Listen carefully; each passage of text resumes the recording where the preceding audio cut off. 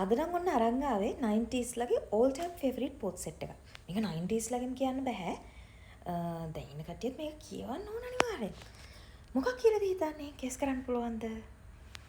මේක ලොකු කුඩා සැමෝම් කියවුව අපේ පොඩි කාලේ කුඩා කට්ටිය කියවලා තියෙන පොත් සෙට් එකක්. පොත් සෙට් එකක් තියෙනවා. මං ගාව මං හිතන්නේ දැනට ඇවිල්ලා තියෙන පොත් 38ක්. පොත් 38ම තියෙනවා. ගෙස් කරන්න පුළුවන් 38ක් කිව්වහම මේ පොත් 38ම තියෙනවා.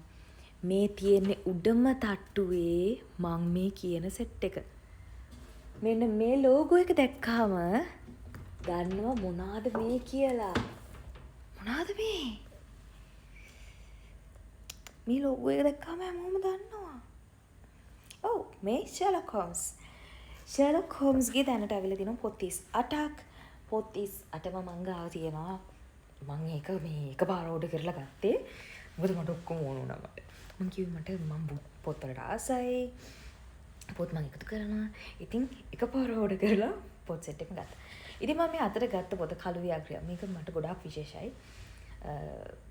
ගෑනු ළමයි. ලොකු ළමෙක් වුණාම ගෙට දානවනේ. මම දන්නේ නැහැ දැන් කොහොමද කියලා. ඒ කාලේ ඉතින් පොඩක් ඇතුළට කරලා තියෙනවා. ඉතින් ඒ කාලේ මම පුස්තකාලයෙන් අරන් ඇවිල්ලා තිබ්බේ මේ පොත. දෙයනේ කියලා තුන් පාරක් කියවුවා. මම දවස් 3ක් 4ක් හිටියා. I don't remember. මම පොඩි මම මතක නැහැ. කොහොම හරි මේ දවස් 3 පාරක් විතර මේ පොත කියවුවා. thank God. කොහොම හරි මේ මට එහෙම ලොකු කේස් එකක් තිබ්බේ නැහැ. මම හොඳට ශ්‍රී ලංකා කරේ හිටියා. මේ ගෙදර තිබ්බ එහෙම කළුවර කාමර නෙමෙයි මං හිටියේ. ගෙදර තිබ්බ එළියෙම තියෙන කාමරේ. ඉතින් කිසිම ප්‍රශ්නයක් නැහැ. පොත් කියවන්න පුළුවන් හොඳට. මම ඉතින් මේ පොත තමයි කියුවේ. කළු ව්‍යාග්‍රය. ඉතින් ෂර්ලොක් හෝම්ස් පොත් ටික ගත්තොත් මං කැමරේට අනිත් පැත්ත හරවල පෙන්නන්නම් මුළු පොත් සෙට් එකම. මේ තියෙන්නේ ෂර්ලොක් හෝම්ස් පොත් සෙට් එක. මම මේකින් එක කියවගෙන යන්න ඕනේ නැහැ කියලා මං හිතනවා. මං ඉන්නේ ගෙදර. මේක රාක්කයක් පිරෙන්නම ඇත්තටම තියෙන්නේ පොත්.